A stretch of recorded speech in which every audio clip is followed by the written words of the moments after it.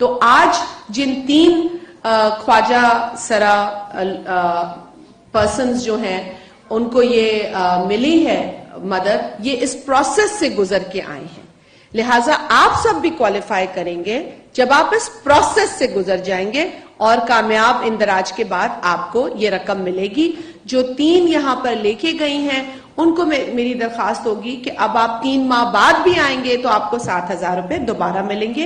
ये आपकी एक किस्त है। तो एक तो ये बताना आप लोगों को जरूरी है कि सबसे बड़ी दुश्वारी ये होती है कि नादरा में इंदराज नहीं होता, जो कि सबसे बड़ी रिक्वायरमेंट है।